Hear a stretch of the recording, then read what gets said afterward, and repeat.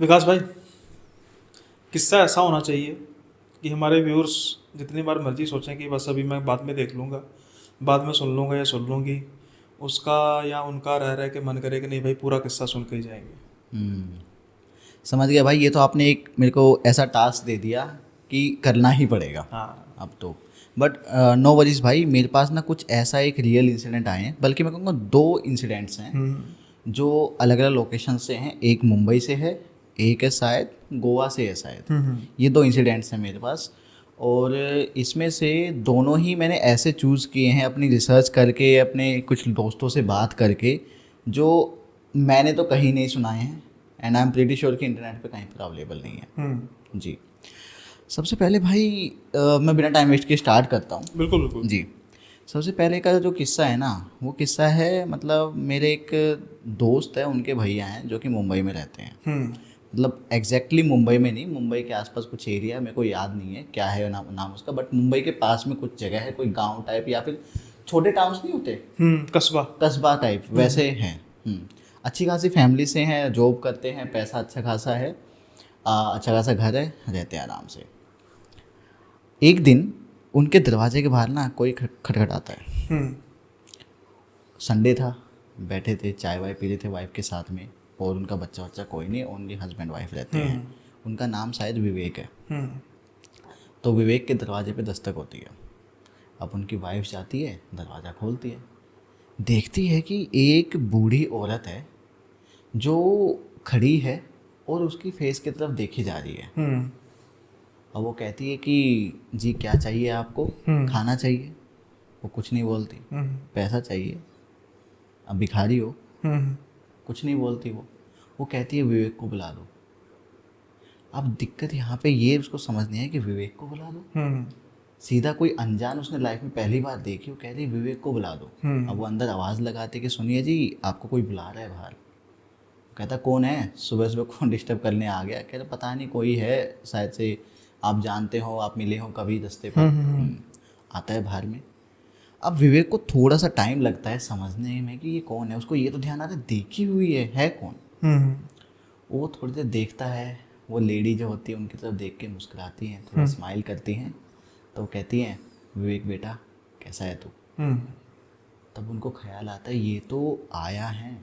हम्म। आया मतलब दाई। जी, दाई, या उस जैसा डिस्क्रिप्शन उन्होंने दिया था कि दाई हैं, आया है, जो उनको बचपन में ना उनकी केयर टेकर थी, ननी कह सकते हैं। नैनी कह सकते हैं एक तरीके से, नैनी थी। तो बचपन में मतलब वो जो मैंने बताया अच्छी खासी फैमिलीज था, उनके मम्मी पापा दोनों ही जॉब करते थे, दोनों ही शायद डॉक्टर थे। हम्म। तो इतना टाइम नहीं हो पाता था मैनेज कि बच्चों को पूरे टाइम देख सके, तो उन्होंने एक नैनी को रखा हुआ था, वो ये थी बचपन में।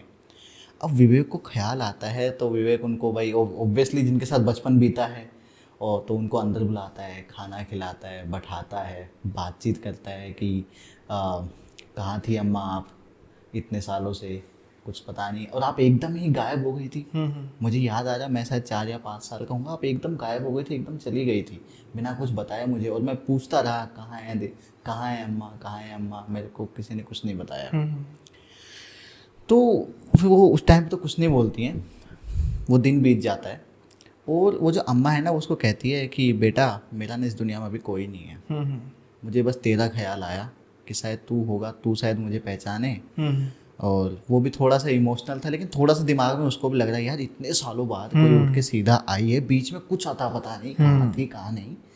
बट फिर भी एक होता नहीं इमोशनल टच। उन्होंने कहा कि ठीक है अम्मा कोई नहीं, आप रुको, अगर कुछ काम वाम तो मैं आपसे नहीं करवाऊँगा, लेकिन मैं जितना आपको जानता हूँ समझता हूँ, आप ऐसे फ्री में तो नहीं रहोगे, लेकिन आप छोटी मोटी जो मेरी वाइफ है इनकी आप हेल्प कर देना घर पे, और आप यहाँ रुक सकते हो, है ना। अब आपका कोई नहीं, आप कहाँ भटकोगे इधर उधर।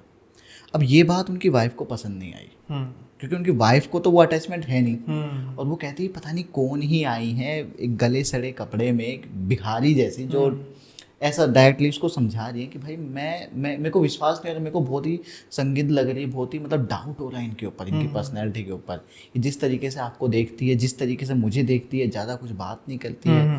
वो कहता है कोई नहीं, ये ऐसे ही हैं, बूढ़ी हो गई हैं, कोई है नहीं इनका, हो जाता है मेंटली थोड़ा सा स्ट्रेस होगा, कुछ कुछ होगा, कोई बात नहीं, थोड़ा इनको टाइम मिलेगा, कोई साथ में काम करने को मिलेगा, रहेगी, बातें करो इनसे, थोड़ा सही लगेगा।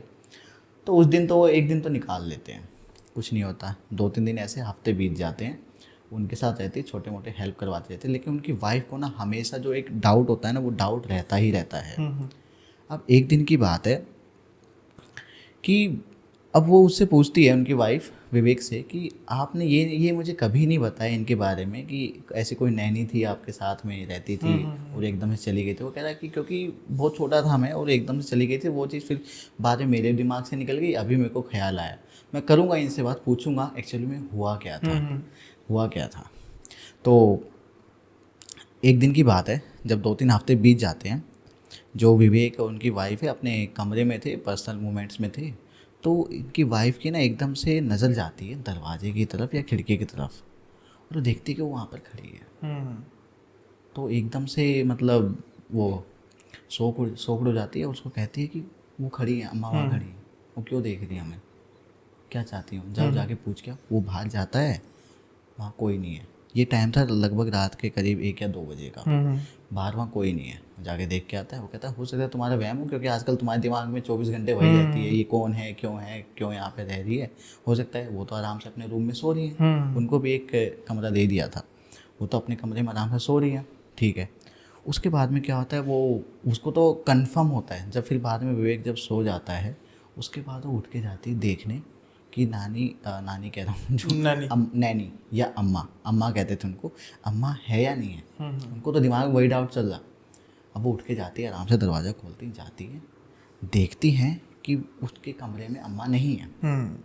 बाहर आती हैं, थोड़ा आंगन के साइड में आती हैं, तो वहाँ पे उनको एक धम करके आवाज़ आती है।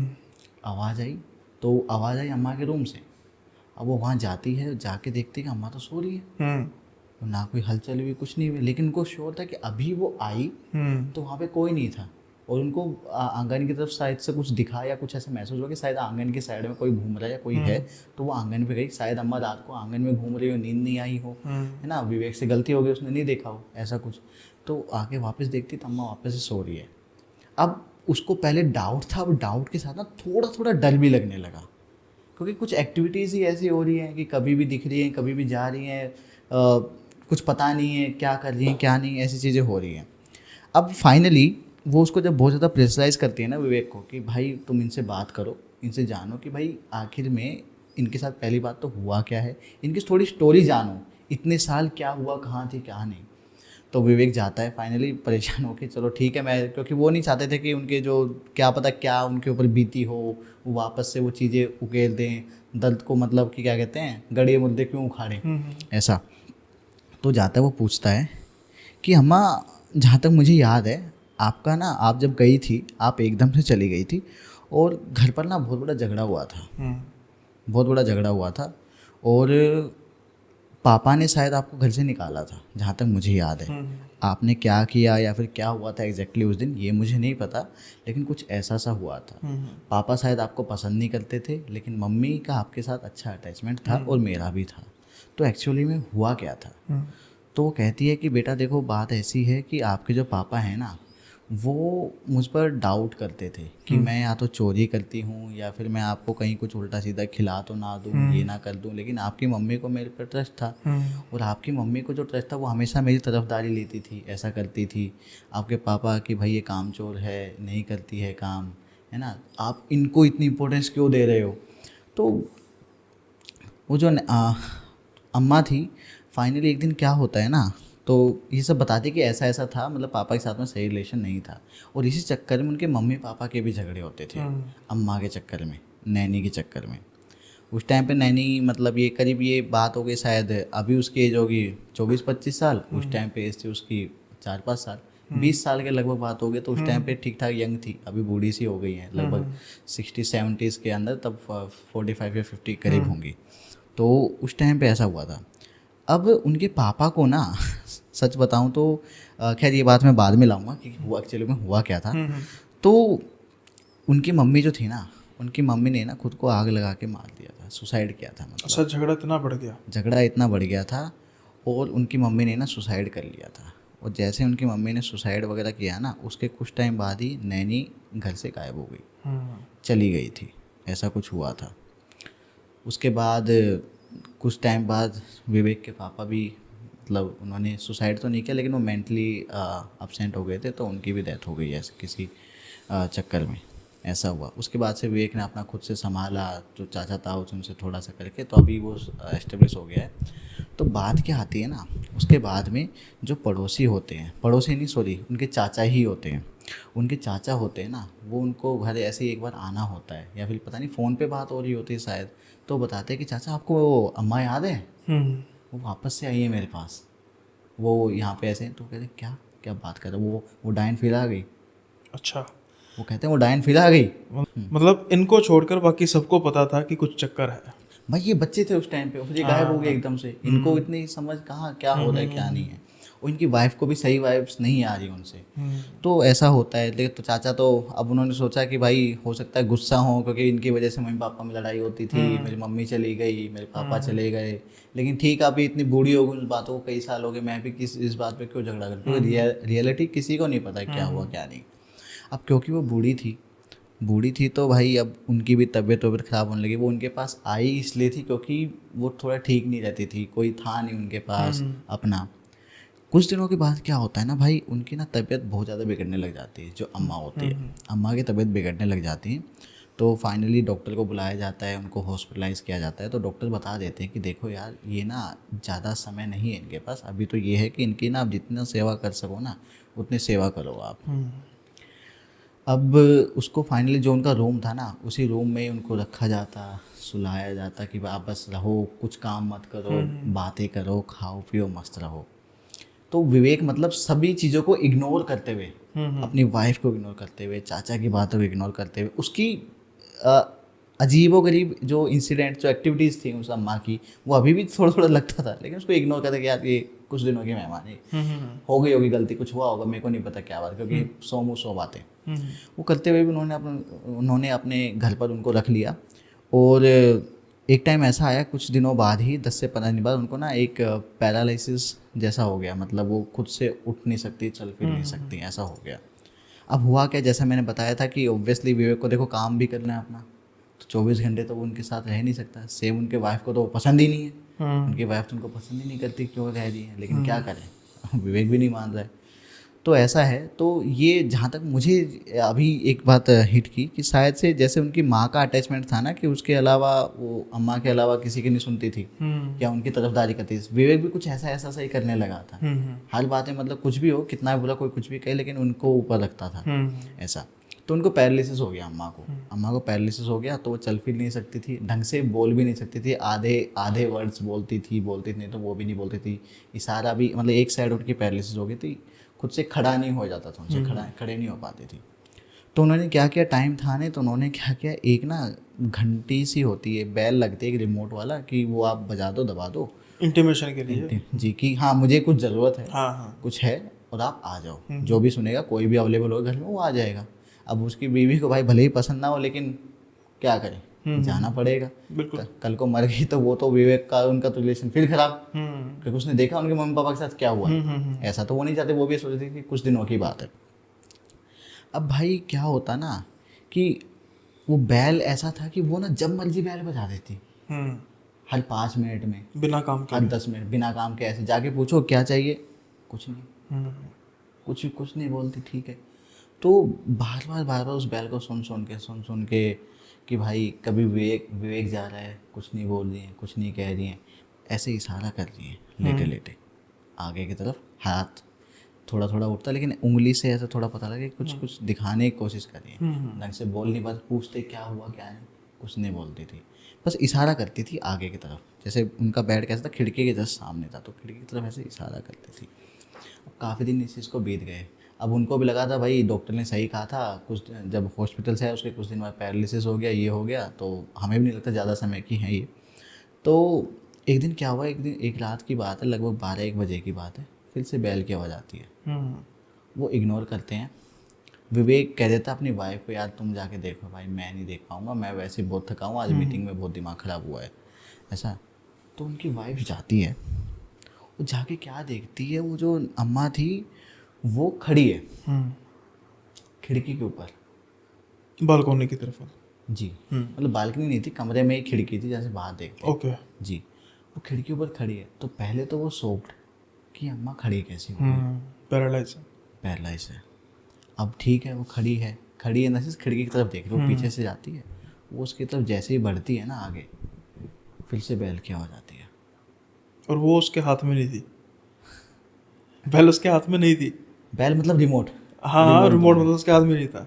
जी, आप सुनो तो बैल की आवाज़ आती है, उसको दिख रही है कि सामने खिड़की पर खड़ी है, और वो सोच रही है कि ये कैसे पॉसिबल है। तो उसके पास जाती है, अम्मा अम्मा करते हुए, अम्मा ऐसे पास जाती है। जैसे वो उसके पास पहुंचने वाली होती है, तभी बैल की फिर से आवाज़ आती है। बैल की आवाज़ आई, वो एकदम बेड की तरफ देखती है, वो बेड पे सो रही है। अच्छा, इल्यूजन कह सकते हैं, हेलुसिनेशन हेलुसिनेशन कह सकते हैं। और वो याद देखती है खिड़की पे कोई नहीं है, हाँ। और अम्मा सो रही हैं, अम्मा सो रही हैं, आंखें बंद है उनकी। अब एक एंगल है, सॉरी मैं व्यूअर्स को जी। इंटरप्ट करने के लिए भाई व्यूअर्स को सॉरी कर रहा हूँ। अब वो जैसे खड़ी है, इस तरफ अम्मा लेटी है, इस तरफ अम्मा खड़ी है। अब उसका ध्यान गया इस तरफ, अम्मा लेटी है। जी। अब जब वो सामने देखती है तो फिर अम्मा वहीं पर भी है। अब मैं आपको एक बात बताता हूँ, देखो मैं तो पर्सनली वहाँ गया नहीं हूँ, हाँ, लेकिन हाँ। जितना मेरे को समझ में आया हाँ, कि वो हाँ। कैसे होगा, जैसे दरवाज़ा है, हाँ, हाँ। दरवाज़ा थोड़ा इस तरीके से है कि जहाँ पे बेड्स पर डायरेक्टली नज़र नहीं नहीं जाती, जाती, हाँ। आपको खिड़की दिखेगा। हाँ। समझ रहे हो ना। समझ तो दरवाजे जैसे एंटर करती है ना, तो सबसे पहले खिड़की की तरफ उसको खड़ी हुई दिखे, तो हाँ। बेड की तरफ उसकी नज़र ही नहीं गई है, नजर ही नहीं गई। वो देख रही है अम्मा खड़ी है, हाँ। उनकी तरफ बढ़ती है, फिर बैल की दोबारा आवाज़ आती है, हम्म।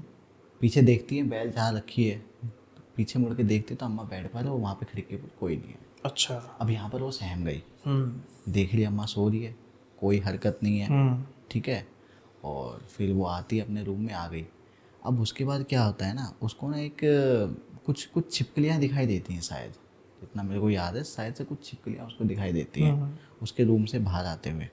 और उसके रूम से बाहर निकल के अम्मा के रूम से एक या दो छिपकली निकल के ना उनके रूम की तरफ जा रही है, विवेक के रूम की तरफ जा रही है, ठीक है। उनको फॉलो करती है, जाके बाद में सो जाती है। उस बारे में मतलब क्या बताएगी विवेक को, सोचती है बताऊँ ना बताऊँ, बताऊँ ना बताऊँ, ऐसे रहता है।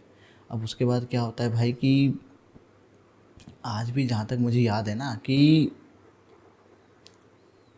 वो जो बैल है ना, जो घंटी है, वो घंटी की आवाज़ ना उन्हें आज भी कई बार सुनाई देती है, उनकी वाइफ को।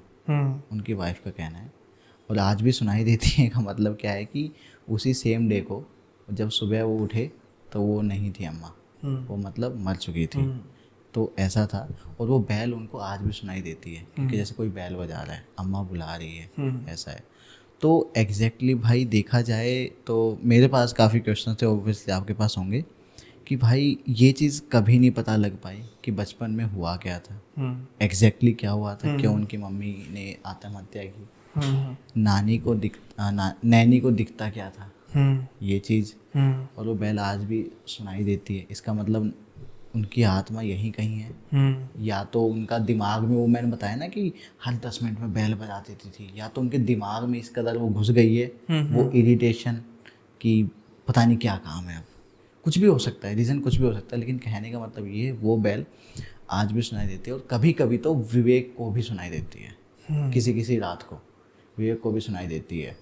और if I am not wrong कि ऐसा ना काफ़ी लोगों ने ना शायद से एक्सपीरियंस किया होगा कि हमारे आसपास ना जैसे कुछ लोग नहीं हैं, आज इस दुनिया में नहीं है, लेकिन कई बार ना हमें आवाज़ आती है उनकी, रातों को बुलाते हैं हमें अपने नामों से, दरवाजे पीटने की आवाज़ आती है।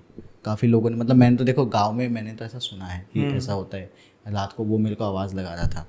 और भाई आपको पता होगा कि ऐसा भी बोला जाता है कि जब भी हम कहीं बाहर होते हैं दोपहर में और रात को, अगर हमारे साथ कोई है, कोई दोस्त है या कोई भाई है, कोई भी है, जब भी उसको कहो चलो तो उसका नाम लेके बोलना चाहिए।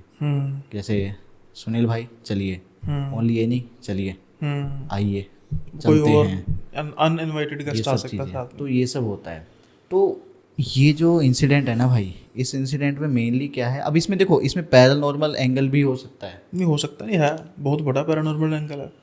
हाँ, और एक चीज़ जो अगर हम साइकोलॉजिस्ट की सुने, क्योंकि ऑब्वियसली उनको बार बार वही आवाज़ सुन रही है, विवेक को भी सुन रही है कभी कभी, वो तो बात की बात है ना। साइकेट्रिस्ट के पास जाते हैं तो उनका यही कहना है कि भाई ये स्टार्टिंग से अम्मा को पसंद नहीं करती थी, ना चाहते हुए भी आपने उनके वो अम्मा को रखा, तो एक ट्रॉमा बन जाता है। कि ये मेरी कोई बात नहीं मान रहा है, इसकी बातें सारी मान रहा है। फिर वो बैल वाला सीन, हर 10 मिनट में, हर 5 मिनट में बैल आ रही है, वो बैल की आदत हो जाती है, हमें बार बार वही चीज़ सुनती है। कई बार नहीं होता, हमें ऐसा लगता है कि भाई कोई आवाज़ आई, कोई बुला रहा है क्या, वो सब चीज़ें। तो मतलब साइकाइट्रिस्ट का, साइकोलॉजिस्ट का ये कहना है। बट अगर हम दूसरा एंगल देखें, जो मिस हैपनिंग्स उनकी फैमिली में हुई है, बचपन में उनके मम्मी पापा का झगड़ा, उसकी वजह से अब एग्जैक्टली उसके पापा क्यों पसंद नहीं करते, या तो उन्होंने कुछ देखा होगा कुछ करते हुए, कुछ ना कुछ तो हुआ होगा, तभी बेफालतू में कोई झगड़ा नहीं करेगा। उसके बाद झगड़ा इतना कि उसकी मम्मी ने नैनी को कुछ कहने के बजाय खुद ही सुसाइड कर लिया। ये भी बात है, लेकिन पैरानॉर्मल एंगल को दरकिनार नहीं किया जा सकता। मतलब ये नहीं है कि ये हॉरर पॉडकास्ट है और हम जानबूझकर मतलब करने की कोशिश कर रहे हैं कि है ही है, लेकिन कुछ ऐसी बातें थी जैसे कि वो किसकी तरफ इशारा करती थी। हाँ राइट। एक बात ठीक। दूसरा, अब एक पैरालाइज इंसान है, माना कि वो लेडी हैं जो उनकी वाइफ है विवेक की, उनको पसंद नहीं थी, उन पर ट्रॉमा था उस चीज़ का कि वो घर पे क्यों हुआ, लेकिन उसी वक्त की जब उनकी डेथ होनी थी तो उन्हें वो खिड़की के पास कैसे नजर आई, पैरालाइज्ड लेडी कैसे खड़ी हो सकती है जी। और फिर जब उसने बेड पर देखा, नहीं जब वो खड़ी थी उसके बावजूद उसको बेल सुनाई दे रही थी। दो चीज़ें ये होगी। हाँ। तीसरी चीज़, इसके बारे में क्या विवेक को बाद में बताया गया, कुछ पता लगा विवेक को जब उसके चाचा ने ये बात कही थी कि वो डायन फिर से आ गई, अब उसकी डेथ हो चुकी है, वो दुनिया में नहीं है, तो कभी ना कभी उसके चाचा ने ये बात कही हो कि क्या कुछ उन्होंने ऑब्जर्व किया या कुछ उनको ऐसा पता लगा जिससे वो उसको डायन कह रहे थे। क्योंकि किसी एक लेडी को डायन कहना एक डिसरिस्पेक्ट की सबसे लार्जेस्ट, सबसे एक्सट्रीम फॉर्म होती है ना। तो इसलिए मतलब मैं ये कह रहा हूँ कि कुछ ऐसी बात हुई हो। एक बात और है भाई जो अभी मुझे दिमाग में आ रही है कि जब वो खिड़की पर उसने खड़ा देखा उनको, बेड पर तो उनकी नज़र गई नहीं थी, सीधा खिड़की पर गई, क्योंकि दरवाजे से सीधा खिड़की दिखती है। खिड़की की तरफ जब उनकी नज़र गई तो वहाँ खड़ी थी, और बाद में उन्होंने बताया कि मैंने जब मुड़ के देखा तो सो रही थी। अब हु नोज कि क्या पता वो उस टाइम तक मर चुकी हूँ। हाँ, उन्होंने सुबह देखा हूँ। हाँ, उनको उनकी आत्मा हो, उनकी आत्मा हो, पर अगर उनकी आत्मा है तो फिर डेड बॉडी कैसे बेल? अब नहीं, आत्मा और डेड बॉडी तो चलो अलग अलग है।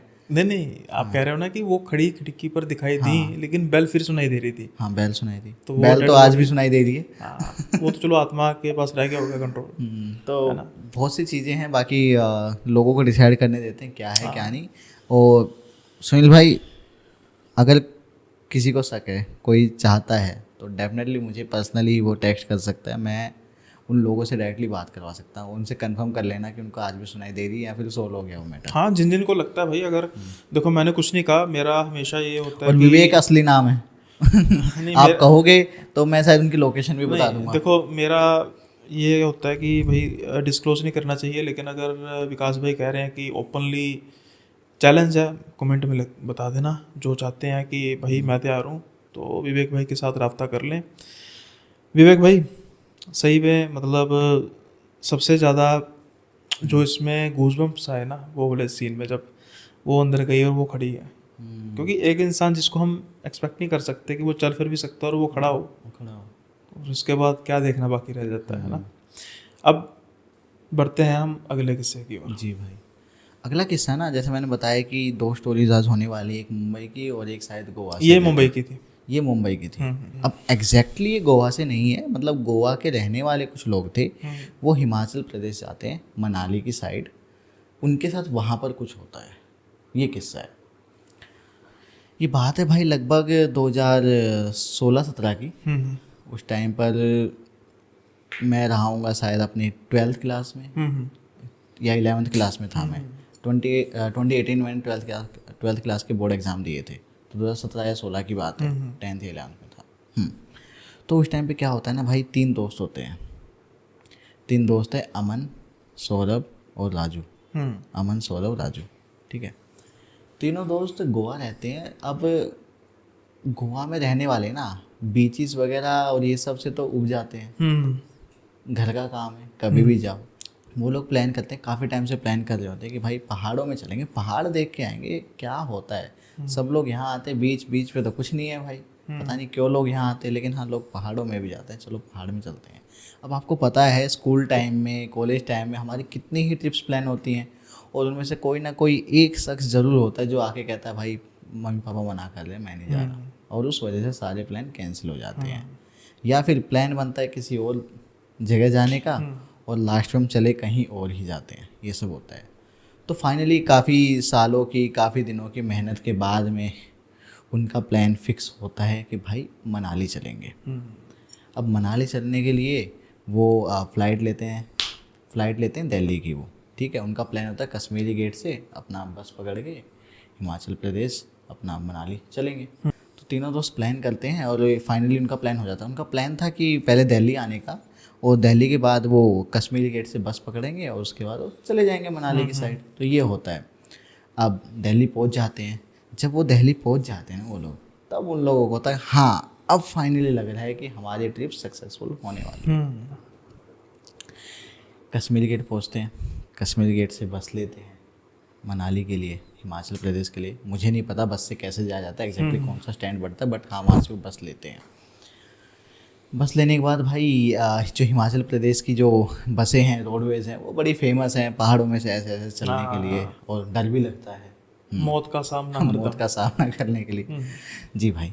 तो वो लोग अपनी बस ले लेते हैं। अब उस बस में ऑब्वियसली काफ़ी लोग होते हैं, रात को ट्रैवल करते हैं, बातें करते रहते हैं भाई ये करेंगे वो करेंगे, पूरी प्लानिंग। और ये टाइम था लगभग जनवरी का, यानी सर्दी थी उस टाइम पे, बर्फ़ पड़ रही होती वहाँ पे, बर्फीले पहाड़ देखने उनको, क्योंकि पहाड़ तो उस तरफ भी है, महाराष्ट्र की तरफ भी है, लेकिन उनको बर्फीले पहाड़ देखने कि भाई मनाली में ऐसा क्या है कि लोग जा रहे हैं। तो भाई अब बस की लाइट बंद हो जाती है, टाइम हो जाता है, क्योंकि अब सोना है, सो जाओ। लेकिन उन तीनों फिर भी प्लान कर रहे होते हैं भाई ये करेंगे वो करेंगे, काफ़ी सारी चीज़ें करेंगे, वहाँ पहुँचने में एक्साइटेड, क्योंकि काफ़ी सालों से प्लान बन रहा है, आज फाइनली वो चीज़ होने वाली है। सौरभ था ना, सौरभ भी काफ़ी एक्साइटेड, सबसे ज़्यादा एक्साइटेड सौरभ था। लेकिन सौरभ की एक प्रॉब्लम थी कि जब भी वो ट्रैवल कर रहा होता है ना, डजेंट मैटर कि वो कार से ट्रैवल कर रहा है, ट्रेन से या बस से, भाई साहब सो नहीं सकते हैं। होते हैं कुछ लोग सो नहीं सकते हैं। तो कहता है कि भाई ठीक है यार, बाकी लोग डिस्टर्ब हो रहे हैं, कितना चिल्लाओगे, बाकी लोग, कुछ लोग बोलने लगे भाई सोने दो यार ऐसा। तो वो लोग कहते हैं चल ठीक है यार, थोड़ा शांत रहते हैं, सो जाते हैं, आराम करते हैं, क्योंकि पूरा दिन आज भी दिल्ली पहुँचे हैं, आराम नहीं किया, सीधा रात को बस पकड़ी और आ गए, आराम करने लग जाते हैं। तो सौरभ कहता है भाई मेरे को नींद आने से रही, एक काम करो मेरे को विंडो सीट दो और आप लोग सो जाओ अपनी अपनी सीट पकड़ के। सौरभ जो है खिड़की की तरफ बैठता है, गाने सुन रहा होता है, सपने बुन रहा होता है कि क्या क्या करूँगा वहाँ जाके। वो देखते ना रील्स वगैरह, उस टाइम पे रील्स तो नहीं थी शायद, उस टाइम पे टिकटॉक था तो टिकटॉक वगैरह देख रहा था कि क्या क्या होता है क्या नहीं, यूट्यूब देख रहा होता है, ये सब दिमाग में काफ़ी सारी प्लानिंग चल रही होती है। वहाँ पहुँचेंगे, इतने बजे तक पहुँचेंगे, उसके बाद यहाँ रुकेंगे, यहाँ जाएंगे, ये करेंगे, ये खाएंगे, बहुत सारी चीज़ें। तो अब पहाड़ आने स्टार्ट हो जाते हैं, सर्दी बढ़नी स्टार्ट हो जाती है एकदम से। और वहाँ पर ना भाई आप देखोगे तो पहाड़ हैं, रोड है, आसपास और कुछ नहीं है, कोई गांव नहीं है, मतलब है बट उस पर्टिकुलर रास्ते पे जी कोई गांव नहीं है, कुछ नहीं है। वहाँ पर उसे ना पहाड़ की तरफ जाते हुए ना कुछ लोग दिखते हैं, कुछ लोग इन द सेंस 3 लोग दिखते हैं। एक बूढ़ा होती है, एक बूढ़ा होता है, एक बूढ़ी होती है, और एक शायद उनकी बेटी की उम्र की कोई होती है। 3 लोग होते हैं, उनको दिखते हैं पहाड़ की तरफ, पहाड़ के ऊपर चढ़ते हुए दिखते हैं उनको दूर से खिड़की तरफ। वो देख रहा है कि भाई ये क्या है, कौन लोग जा रहे हैं। वो भी ऐसे एरिया में जहाँ पे कोई घर वर कुछ कस्बा वगैरह कुछ नहीं है, जा रहे हैं। और टाइम हो रहा है लगभग रात का 1 या 1:30 बज रहा है रात का। दूसरी चीज़ जो शॉकिंग थी ना वो ये थी भाई कि इतनी सर्दी, जनवरी का महीना, जब वहाँ पे बर्फ़ पड़ने लग रही है, लोग बर्फ़ के लिए जा रहे हैं, उन लोगों ने कपड़े कुछ खास नहीं पहन रखे। इन लोगों ने इतना कपड़ा पहन रखा फिर भी इनको सर्दी लग रही है। वो लोग आई थिंक उन्होंने बस एक चादर ओढ़ी हुई है और ऐसे जा रहे हैं, पहाड़ की तरफ चढ़ रहे हैं, पहाड़ की तरफ बढ़ रहे हैं। उनको दिख रहा है 3 लोग। अब वो देखता रहता है और फिर वो लोग ना एकदम से गायब हो जाते हैं, देख आंखों के सामने देखते, आंखों के सामने, मतलब बस भी चली जा रही है और ऐसे वो ऐसे देख रहा है। फिर एक पॉइंट आता है जहाँ पे वो गायब हो जाते हैं, नहीं दिखना है, ठीक है। अब उसके लगभग वो ये बात थी करीब 1-1:30 बजे की। उसके बाद करीब आधा पौना घंटे बाद 2-2:30 बजे बस रुकती है, कि भाई यहाँ 10-15 मिनट रुकेंगे, बस रुकती है और वहाँ पर वो तीनों लोग उसको दिखाई देते हैं। अब वो इस असमंजस में कि भाई इनको मैंने इतना टाइम पहले लगभग 1-1.5 घंटा पहले मैंने वहाँ पर देखा था, बस की स्पीड रही होगी 60-70 स्पीड रही होगी लगभग, और ये लोग बूढ़े हैं, चले भी होंगे तो किस स्पीड से चले होंगे। तो उसको विश्वास नहीं हो रहा। अब वो किसी को बताए तो क्या बताए, वो अपने दोस्तों को कह रहा है कि भाई इन लोगों ये 3 लोग तुम्हें दिख रहे हैं ना, ये तीन लोग ना हमने वहाँ क्या कहते हैं, मैंने वहाँ देखे थे, ऐसा क्लियरली बता रहा हूँ 3 लोग, ठीक है ना। वो कह रहा भाई कौन 3 लोग, ठीक है, तो सोया नहीं है, कल से ट्रैवल करा ना, कल सोया ना आज सोया, भाई तो सो जा, तेरे को सोने की ज़रूरत है, तो सो जा जाके। अब वो कहता है कि नहीं भाई मैं श्योर हूँ, मैंने इनको देखा है, इतने स्पीडली कैसे आ गए इतना आगे, और ये सब है भाई। मैं अब उसको भी डाउट हो रहा है कहीं ये मेरा वहम तो नहीं है, लेकिन वो श्योर एकदम पक्का कि भाई मैंने पहाड़ी पर इनको चढ़ते हुए देखा था। अब उसके बाद जो बस है नहीं मानी उन्होंने उसी पर डाल दी, भाई तो सोया नहीं है, तेरे को कुछ ना कुछ दिख रहा है, तू जा अपने सो जा। उसके बाद क्या होता है ना भाई, वहाँ पर वो लोग उनको देखता है और वो उसका ध्यान ना, बाकी सब तो अपना खाना खा रहे हैं, कुछ कुछ कर रहे हैं, उसके बाद उसका ध्यान जाता है उन्हीं लोगों की तरफ ही रहता है, वो उसी को देख रहा है बस। बाकी दोस्त लोग कह रहे हैं भाई कहाँ देख रहा है, अपना खाना वाना खा, वो उसका मन ही मार है, उसको दिख रहे हैं वो लोग, लेकिन वो 3 लोग किसी और को नहीं दिख रहे हैं, उसको दिख रहे हैं, उसको दिख रहे हैं, और वो श्योर है कि वो लोग ही हैं। वो 100% श्योर है। उसके बाद क्या होता है, वो लोग ना पहाड़ी से थोड़ा नीचे उतरते हैं, जहाँ पे उनका वो होटल होता है, जहाँ पे वो रुकते हैं, ओपन ढाबा टाइप होता है, तो रुकते हैं, और थोड़ी दूर जाके ना तीनों ना एक खेत में फांसी लगा लेते हैं। उसके देखते देखते वो फांसी की तरफ बढ़ रहे हैं, और जैसे वो एक काम करते हैं, इतनी तेज वो चिल्लाता है, भाई ऑब्वियसली कोई भी चिल्लाएगा, आप देख रहे हो आपकी आंखों के सामने कुछ लोग जा रहे हैं, आप उनको देखे जा रहे हो, पहले ही आपको उन पर डाउट है, ये अजीब हैं, और कोई आपकी बात सुनने को रेडी नहीं, और वो जाके फांसी लगा रहे हैं आपकी आंखों के सामने। तो आप भाई एक बार तो चक्कर में पड़ोगे, चिल्ला भाई निकलेगी, आप या तो भागोगे, चिल्लाओगे, पैनिक मोड कुछ ना कुछ तो करोगे भाई कि वो देखो वो मर जाएंगे, वो मर रहे हैं, वो देखो उनको बचाओ, उनको ऐसे ऐसे करके। भाई अब सभी लोग जितने भी बैठे थे ना, उसका ध्यान उनकी तरफ चला गया। भाई क्या हो गया, अब उनके दोस्त और ज़्यादा कि भाई सोया नहीं तो ये है वो है, क्या बक रहा है, कौन लोग कौन मर रहा है, कौन फांसी लगा रहा है, कुछ भी नहीं है यहाँ पर। तब भाई थोड़ी देर बाद उसको पानी वानी पिलाया जाता है, और सच में वहाँ पे कुछ नहीं होता, बाकी लोग सब देख रहे हैं, किसी को कुछ नहीं दिख रहा है, पानी वानी पिलाया जाता है। फिर होटल स्टाफ में से कोई आता है, उसको समझाता है कि भाई देखो जो आपको दिखाई दे रहा है ना, वो झूठ नहीं है, वो सच है, वो सच है। आज से करीब 5-6 महीने पहले यहाँ पर कुछ लोगों ने सुसाइड किया था, और ये मतलब यहाँ पर मतलब होटल पे नहीं, यहाँ पे आसपास में जो खेत वगैरह वहाँ पे किसी ने सुसाइड कर लिया था, और ये काफ़ी बार ये खबर आई है कि कुछ लोगों ने उनको देखा है। बट आप फिक्र मत कीजिए, वो लोग किसी को परेशान नहीं करते हैं, किसी के पीछे नहीं जाते हैं, वो लोग यहीं रहते हैं। एक्चुअली हुआ क्या था कि एक फार्मर फैमिली थी, बहुत गरीब थी, और उनके ऊपर कर्जा था, कर्जा वो नहीं कर पा रहे थे, फसल वगैरह से भी नहीं निकल रहा था उनका, बहुत ज़्यादा कर्जा था। तो उनके पास जो लास्ट ऑप्शन बचा था वो सुसाइड करना। तो एक रात को घर से निकल के तो पूरी फैमिली, वो उनकी बूढ़ा, उनकी वाइफ और उनकी बेटी, तीनों निकल के वहाँ पे सुसाइड कर लेते हैं। अब ये चीज़ तो भाई ऑब्वियस है कि जब हम कोई सुसाइड करते हैं या फिर क्या कहते हैं उसको अकाल मृत्यु होती है, तो भाई हमें ना मोक्ष इतनी जल्दी नहीं मिलता, हमारी आत्मा यहीं कहीं भटकती रहती है। तो वो बताते हैं कि भाई ऐसा कुछ है, लेकिन आप फिक्र मत कीजिए, डरिए मत, वो आपको कोई नुकसान नहीं पहुंचाने वाले, लेकिन हाँ आप सही हो, ऐसा यहाँ पे हुआ है। तो ये सब बताते हैं। अब ये सब बात सुन के भाई बाकी लोग भी थोड़ा सा पैनिक हो जाते हैं, जितने भी थे लोग। उसके बाद वो फटाफट से बस में बैठते हैं और अपने जो डेस्टिनेशन थे वहाँ पे जाते हैं। उसके बाद उनकी जो 3-4 दिन का जो भी प्लान था, सौरभ तो सहमा हुआ है, बाकी लोगों को दिखा नहीं है, बाकी लोग भी थोड़े से डरे हुए हैं, लेकिन एक तो आपको दिखे और आपको बैक स्टोरी पता चले, एक आपको बस स्टोरी बताई जाए। अब आपको वो चीज़ दिखी नहीं तो आप उस चीज़ को फील नहीं कर सकते एग्जैक्टली। तो बाकी लोग भी डरे हुए हैं, बट सौरभ जितना नहीं कोई भी। तो उसके बाद भाई वहाँ 3-4 दिन जो भी होता है, सौरभ थोड़ा सहम होता है, लेकिन फिर भी थोड़ा सा भूलने की कोशिश करता है कि भाई कुछ नहीं होने वाला, मुझे कुछ नुकसान नहीं होगा, कोई पोजीशन नहीं होगा, इस चीज़ से लोग ज़्यादा डरते हैं कि मेरे पीछे मेरे घर तक चली गई हाँ। तो मेरे ऊपर हावी हो गई तो मेरे घर वालों को, मेरे दोस्तों को किसी को नुकसान हो गया था, इस वजह से हमारी बस खाई में गिर गई तो कुछ भी ऐसा। बट सौरभ थोड़ा सोचता हाँ उस होटल वाले ने कहा था ऐसा है तो कुछ नहीं करें, तो वो थोड़ा सा बुलाता है और अपनी जो छुट्टियां हैं वो नॉर्मली बिताने की कोशिश करता है। फिर अब जब उनको वापस आना तो रास्ता वही है, वापस भी तो आना है, रास्ता वही है।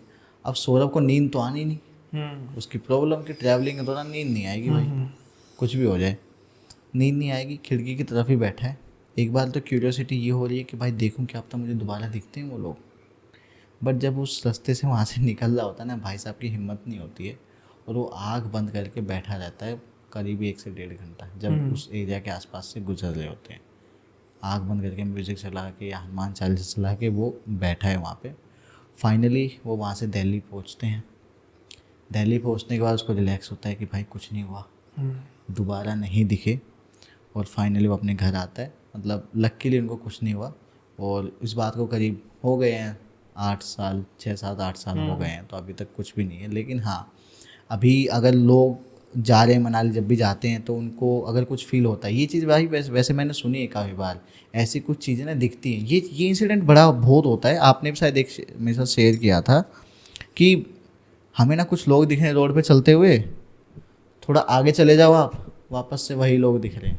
मेरे साथ हुआ था ना। आपके साथ आपने शेयर किया है। हाँ, तो कुल्लू में भाई वही रास्ते में, ये चीज़ें वही रास्ते में, वही कुल्लू रास्ता में। है, वही रास्ता है। हाँ, हाँ। वो भी तो आपका भी तो, आप हिमाचल प्रदेश की बात करते कुल्लू हैं, में गया था कुल्लू जब, में गए थे जिस आप भाई के पास। वहीं की। तो ये जो एक्टिविटीज़ है ना भाई, बहुत नॉर्मल है वहाँ पे। जो वहाँ पे रहते हैं, यहाँ पे जाएंगे ना भाई, मैं तो चाहता हूँ किसी को एक्सपीरियंस ना हो, बट कोई ना कोई आपको ज़रूर मिलेगा जो कहेगा कि भाई हाँ यार ऐसा तो कुछ हुआ है। जो पर्सनल एक्सपीरियंस है ना मेरा, बस उनको तरफ ध्यान ना दो, इग्नोर करो। अगर आप उनकी तरफ ध्यान दोगे फिर वो भी आपकी तरफ ध्यान देंगे। जी भाई, चलिए अभी वैसे तो 2 इंसिडेंट्स थे मेरे पास, लेकिन मैं सोच रहा हूँ कि एक इंसिडेंट और है, वो भी चलो मैं आपको बता ही देता हूँ। बता दो। बट वो इंसिडेंट मेरे पास ना पूरा नहीं है, उसका लास्ट में उनकी प्रॉब्लम सॉल्व हुई नहीं हुई वो मुझे नहीं पता। ओके, वो शायद से उन पे काम अभी चल ही रहा है। चलो बता दो, देखते हैं भाई अपने, ये तो व्यूअर्स देखेंगे ना बाद में, हो जी। सकता है कि जब आपके पास उसका कंक्लूजन आ जाए नेक्स्ट पार्ट बना लेंगे। हाँ बिल्कुल बिल्कुल। तो जितना मेरे को पता है उतना मैं शेयर करूँगा इस बारे में। ये किस्सा है भाई चंडीगढ़ का,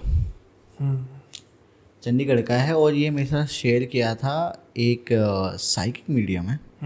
लोग शायद उनको जानते हों, डेफिनेटली जानते होंगे, मैं उनका नाम नहीं लूँगा। एक साइकिक मीडियम है, उन्होंने ये इंसिडेंट मेरे साथ शेयर किया था, ऑफ कैमरा उन्होंने बताया था, मेरे साथ शेयर किया था कि विकास ऐसा ऐसा कुछ हुआ था, लेकिन मैं इसको बता नहीं सकता क्योंकि इसमें बहुत सारी चीज़ें ऐसी हैं जो अभी सोल्व नहीं हुई हैं। तो ये रीज़न है, मुझे पता नहीं कि अभी उस चीज़ का क्या हुआ, कोई सॉल्यूशन निकला नहीं निकला, अभी उन लोगों के साथ क्या हो रहा है। तो ये भाई ये बात है चंडीगढ़ की। एक कपल है जो इंग्लैंड रहता है, लेकिन उनकी जो मेन फैमिली है वो रहती, मतलब लड़के की जो मेन फैमिली है वो रहती है यहाँ पे चंडीगढ़ के आसपास, शायद से लुधियाना शायद रहती है। चंडीगढ़ से लुधियाना काफ़ी दूर है वैसे, बट फिर भी मतलब मैं श्योर नहीं, चंडीगढ़ या लुधियाना है, ठीक है ना, लुधियाना है शायद, हाँ लुधियाना है। चंडीगढ़ आते हैं वो, फिर उस चंडीगढ़ से लुधियाना साइड ऐसे जाते हैं। तो एक कपल है इंग्लैंड में, उनका जो मतलब जो हस्बैंड है उसका कनेक्शन है पंजाब से, और जो वाइफ है उनकी वो है मुंबई से, ठीक है। अब कल्चर डिफरेंस बहुत ज़्यादा है, उनको नहीं पता। अब जो उनका हस्बैंड था, उनके घर में, उनके फैमिली में उनकी दीदी थी, उनकी शादी है। अब दीदी की शादी है तो उनको जाना है घर पे। ये फर्स्ट टाइम होने वाला है या फिर सेकंड टाइम होने वाला है पूरी लाइफ में जब उनकी वाइफ उनकी फैमिली से मिलेगी। एक बार शादी के दौरान मिली, उसके बाद वो सीधा इंग्लैंड चले गए, उसके बाद कुछ खास मिलना नहीं हुआ। 3-4 साल हो गए उनकी शादी को, लेकिन कभी मिलना नहीं हुआ है। अब होता क्या है कि भाई चंडीगढ़ पहुँचते हैं, पहले वो पहुँचते हैं मुंबई, क्योंकि लड़की की फैमिली मुंबई है, तो पहले वो प्लान करते हैं मुंबई चलते हैं, यहाँ से मुंबई में 1-2 दिन का स्टे करके मुंबई से फिर अपना चंडीगढ़, चंडीगढ़ से ऐसा ये प्लान करते हैं। तो पहले मुंबई आते हैं, मुंबई से फिर वो निकल लेते हैं। अब होता क्या है कि वो जो लेडी हैं वो मुंबई में ही 1 दिन स्टे कर लेती हैं एक्स्ट्रा मम्मी पापा के साथ, और उनको थोड़ा हस्बैंड को जल्दी भेज देते हैं कि आप जाओ, ठीक है ना, आप जो भी काम वाम है वो देखो, मैं आती हूँ 1-2 दिन बाद आती है। उसके बाद क्या होता है कि ठीक है 1 दिन बीत जाते हैं, उसके बाद उनकी जो वाइफ है ना वो खुद से फ़्लाइट पकड़ के चंडीगढ़ आ जाती हैं। चंडीगढ़ आती हैं तो चंडीगढ़ के एयरपोर्ट से जैसे निकलती हैं बाहर छोटा सा मार्केट होता है, जहाँ पे मतलब छोटा सा नहीं मतलब जो भी मार्केट होता है कि उसको शॉपिंग भी करनी है ना, मतलब मुंबई से तो ले आई जो लाना था उनको, बट वो देखती कि चंडीगढ़ में भी क्या है ऐसा, भाई कुछ कुछ लेके जाएंगे गिफ्ट वगैरह पर्पज से। तो जाती वहाँ पर ना एक वेंडर होता है, उनके पास ना उनको पायल दिखती है एक, और पायल इतनी मेस्मराइजिंग थी कि बार बार उनका ध्यान उसी पायल पर जा रहा है, वो रोक ही नहीं पा रही खुद को। और आप बिलीव नहीं करोगे, वो जो पायल है वो ना तो चांदी की है ना सोने की है, नॉर्मल पायल है, ठीक है ना, वो क्या कहते हैं उसको, आर्टिफिशियल पायल है, लेकिन बड़ी सुंदर है। वो है कैसे, जैसे थोड़ा सा ट्राइबल टाइप नहीं होती है, ट्राइबल लोग पहनते थे, भारी सी होती है, उस टाइप की पायल है वो। उसको देखती है, वो पूछती है भैया कितने की है, तो कहता है 11,000। अब या तो उसको पता लग जाता है कि भाई ये यहाँ की नहीं है, ये दे देगी पैसे वाली, अलग ही दिख रही है, लेकिन अब उसको भी पता है कि 11,000 तो बहुत ज़्यादा होते हैं, ना ये सोने की है ना वो चांदी की है, लेकिन उसको इतना पसंद आती है वो खुद को रोक ही नहीं पाती। वो कहती है भैया 11,000 तो बहुत ज़्यादा है, आप सही से बताओ ये है वो है। तो वो कहती है मेरे को गिफ्ट लेना है, मेरी जो हस्बैंड की बहन है, मेरी जो ननद है उनकी शादी है, तो उनके लिए मेरे को लेना है। ननद नहीं, देवरानी कहेंगे शायद मैं थोड़ा उनके हस्बैंड की बहन की शादी है ना। हाँ हाँ, तो ननद ही होती है। ननद होती है, हाँ, और सॉरी देवरानी तो उनकी वाइफ होती है। हाँ, ठीक है ननद होगी और वो उसकी भाभी होगी जी।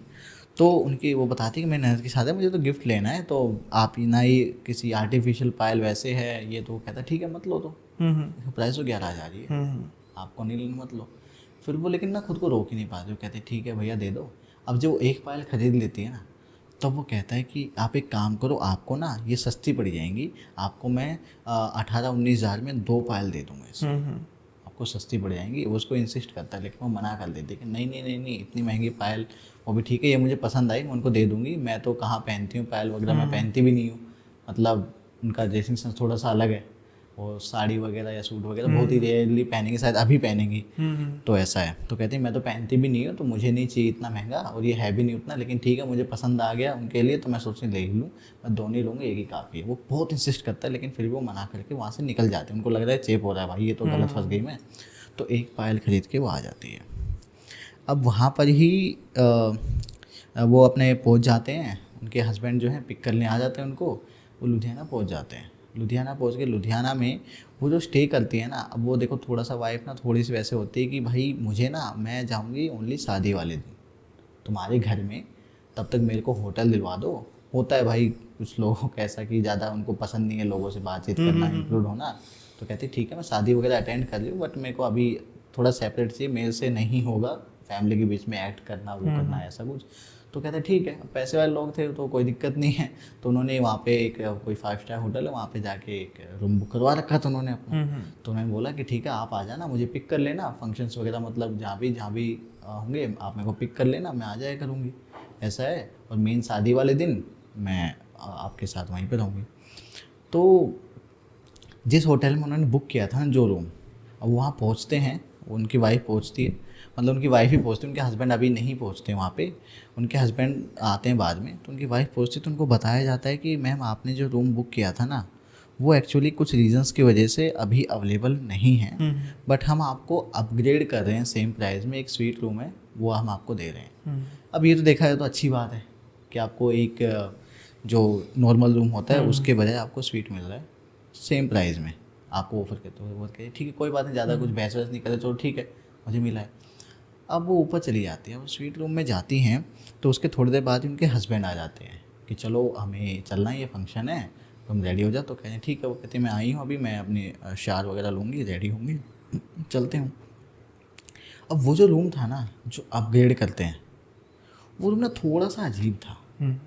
अजीब इन द सेंस वो होता है थोड़ा सा गोथिक टाइप के होते हैं, थीम जो होती है उसकी वैसी थी, जैसे पता नहीं यहाँ पे क्या ही होता है। अब इतने बड़े 5 स्टार होटल में, मैं होटल चैन का नाम नहीं लूँगा, एक 5 स्टार होटल में जो बहुत बड़ी चैन है इंडिया में, जगह जगह आपको उनके होटल्स मिलेंगे, उसमें ऐसा रूम भाई समझ नहीं आया, लेकिन फिर सोचते हैं ठीक है कुछ लोग होते होंगे शौकीन जिनको चाहिए थीम चाहिए कि ऐसा थीम का हमें रूम, तो वो हमें मिल गया, वो ठीक है क्या दिक्कत है तो रूम ही होटल ही है, लोग सब कुछ डरने की क्या बात है। तो वो रूम ना, दूसरा क्या है कि वो रूम ना बाकी रूम से और वेदर के हिसाब से कुछ ज़्यादा ही ठंडा है। इतना ठंडा है कि उनको स्टाफ बुलाना पड़ा, उनको एसी वगैरह बंद करवाया, टेम्परेचर मतलब कम नहीं बंद ही करवाया, बंद करवाया, उसके बावजूद भी वो रूम ठंडा है। इतना वहाँ पे फ़र्क है टेम्परेचर का। उसके बाद वो रेडी होती हैं, जब वो रेडी हो रही होती है ना, तो उनको ना ऐसा लगता है कि कोई उनको देख रहा है या फिर कुछ फुसफुसाने की आवाज़ आ रही है उस रूम में। वो बाहर आके देखते हैं तो उनके हस्बैंड है, तो उन्हें लगा शायद ये कुछ किसी से फ़ोन पे बातचीत कर रहे होंगे, तो शायद मुझे वहम हो रहा हो ऐसा कुछ। अब उनके दिमाग में एक चीज़ तो थी रूम को लेके, कुछ ना कुछ चल रहा था कि इतना अजीब रूम क्यों है ये सब वगैरह वगैरह। अब वो रेडी हो गई तो अब फंक्शन में जाना था उनको, ठीक है। अब वो देखती हैं अपना पर्स खोल के, बैग खोल के, गिफ्ट लिया था उन्होंने अभी, कुछ बाकी गिफ्ट निकाले, ये गिफ्ट अभी लिया था तो ये पर्स में ही था, हैंड बैग जो था उसमें था।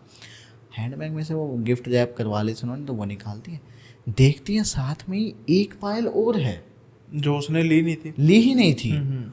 और भाई आप बिलीव नहीं करोगे, जो दूसरी पायल है ना, वो ऐसा लग रहा है कि वो यूज्ड है, थोड़ा सा रस्ट जैसा लगता है ना, वो है सेम, लेकिन ऐसा लग रहा है कि वो यूज्ड है, थोड़ी सी रस्टी सी या मिट्टी सी ऐसा कुछ लग रहा है उस पर।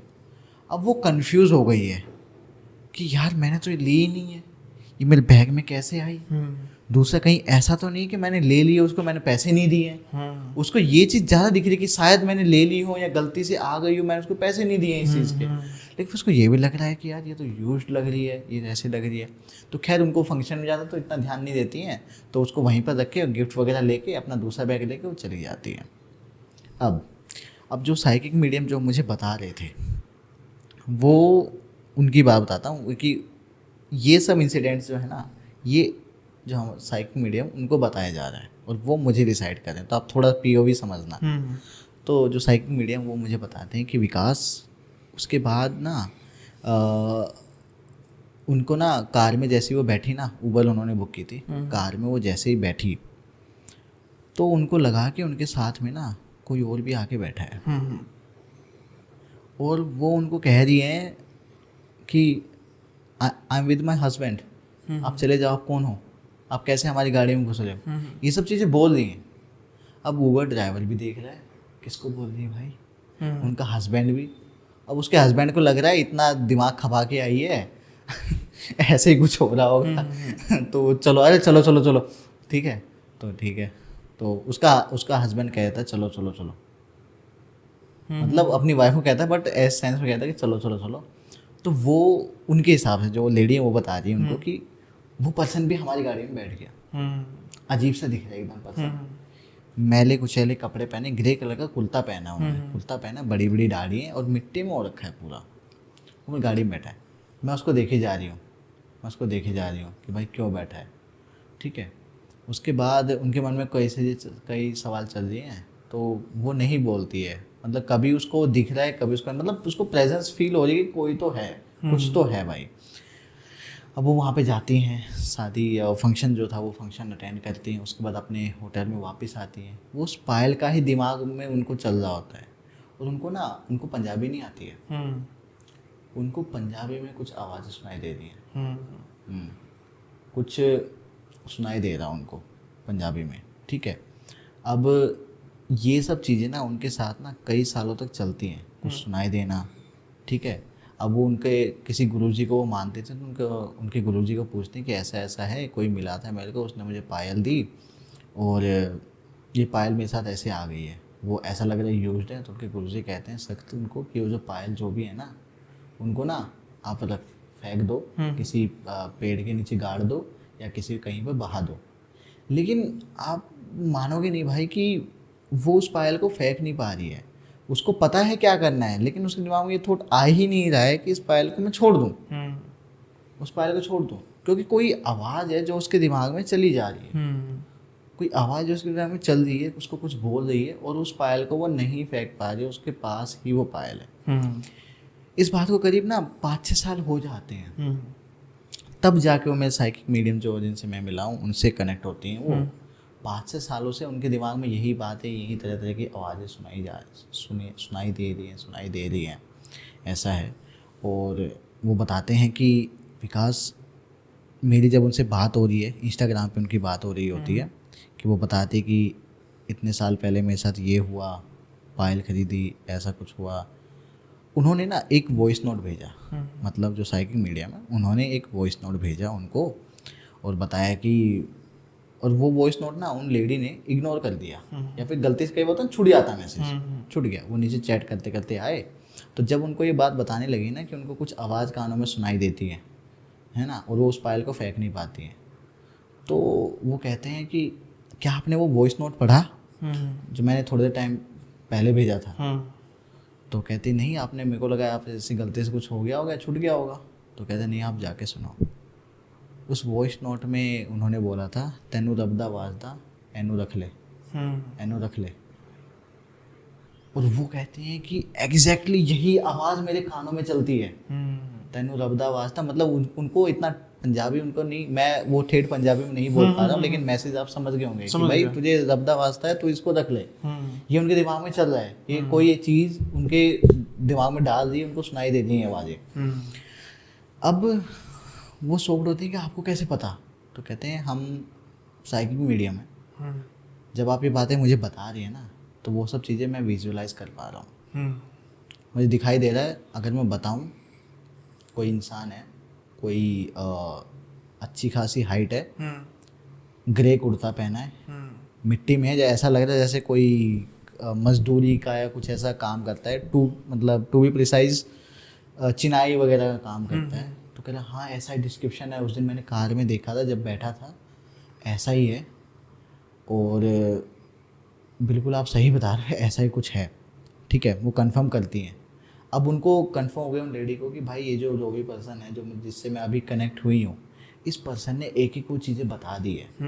अब मैंने उनसे पूछा, मेरा सवाल था कि आपको कैसे पता लगा कि वो चीज़ दिखने? तो कह रहे हैं कि हम लोग जब ध्यान में बैठते हैं ना, मैं ध्यान में बैठा था उस रात को, जब मेरा ध्यान कंप्लीट होने ही वाला था, तब मुझे लगा कि कोई चीज़ ना सोफे पर आके बैठ गई है, मेरे पीछे जो सोफ़ा था उस पर आके बैठ गई है। और वो चीज़ सोफे पर आके बैठी, तो मैंने पीछे देखा, तो मुझे वैसा ही कोई स्ट्रक्चर नज़र आया कि कोई बैठा है, कुर्ते में है, मिट्टी में है, और ऐसा ऐसा है। तो वही चीज़ें मैंने उनको बताई कि ऐसा ऐसा दिख रहा है। अब उन्होंने क्या कहा कि वो पायल अभी भी आपके पास है? कहती हाँ, अभी भी है। और ठीक है, आप उस पायल को मुझे दिखाओ। अब जब उस पायल को उन्होंने देखा, तो उन्होंने बताया कि एक्चुअली क्या है ना, कि ये जो प्रेत है या जो भी है ना, ये कम से कम 70-80 साल पुराना है, जो इस पायल के साथ आपके पास आया है। 70-80 साल पुराना है। और उन्होंने बताया कि वो जो लेडी थी ना, उन लेडी के पास भी ना कुछ हद तक साइकिक एबिलिटीज़ थी, इसलिए उनको वो चीज़ें दिख रही थी। और इसलिए वो जो पायल उनके पास आई, डायरेक्टली इनडायरेक्टली, क्योंकि ये जो एंटिटीज़ होती ना, इनको पता लग जाता है कि कौन पर्सन है जो मुझे देख या सुन पाएगा, ताकि मेरी प्रॉब्लम हो। देखो भाई, उनकी भी कुछ चीज़ें छूट जाती हैं ताकि सोल्व हो, ऐसा होता है।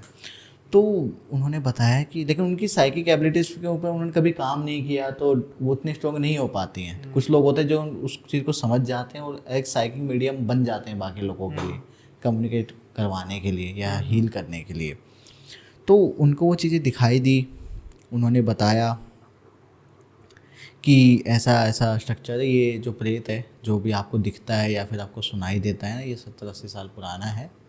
एक लोकेशन उन्होंने बताई कि इस लोकेशन पर, मतलब एक कोई फैमिली है, उनको उन तक आप अगर मैसेज पहुंचा पाओ किसी भी तरीके से, अपने हस्बैंड के थ्रू या उसके थ्रू, आप उनकी फैमिली को बताओ कि इस जगह पर ना आप खुदाई करो, एक बॉडी आपको मिलेगी।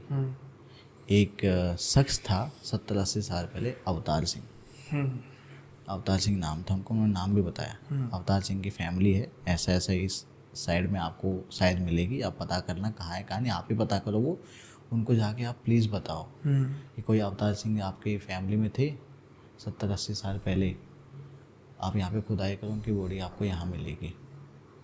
हुआ क्या था कि वो जो है ना अवतार सिंह, वो गरीब था, ओब्वियसली चिनाई का काम करता था, वो प्यार करते थे किसी से, और उन लड़की की फैमिली वाले अलो नहीं कर रहे थे, क्योंकि उस टाइम पे लव मैरिज करना बहुत मुश्किल था भाई। तो उनकी जो लड़की के जो फैमिली वाले थे ना, अवतार सिंह को एक दिन पकड़ कर ना चाकू भोंक भोंक कर ना उनका मर्डर कर देते हैं और वहीं कहीं गाड़ देते हैं। अब उस टाइम पे भाई इतना कुछ नहीं था, जो भाई गायब हो गया, कोई इतना ढूंढने नहीं आ रहा या फिर नहीं पता लगता भाई, बिल्कुल नहीं पता लगा। तो वो तब से ढूंढ रहा है, तब से घूम रहा है। और वो जो पायल थी ना, वो पायल उसने उसके लिए ही खरीदी थी। ऐसा था भाई। तो अब मुझे ये नहीं पता कि उन्होंने उनकी फैमिली को बताया, पता लगा नहीं पता लगा। अवतार सिंह जो हैं वो मतलब उनकी आत्मा अभी भी यहीं कहीं भटक रही है या उनको मोक्ष मिला, ये मुझे नहीं पता। क्योंकि अभी शायद जब मेरे को ये बताया गया उस टाइम पे ना इस केस पर काम चल रहा था।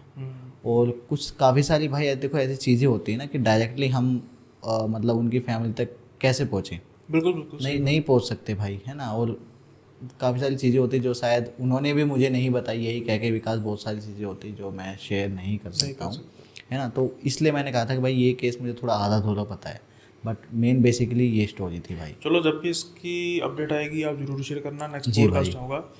लेकिन अब हम जैसे ही इस पॉडकास्ट के अंत की ओर बढ़ रहे हैं, जी एक छोटी सी बात करनी थी।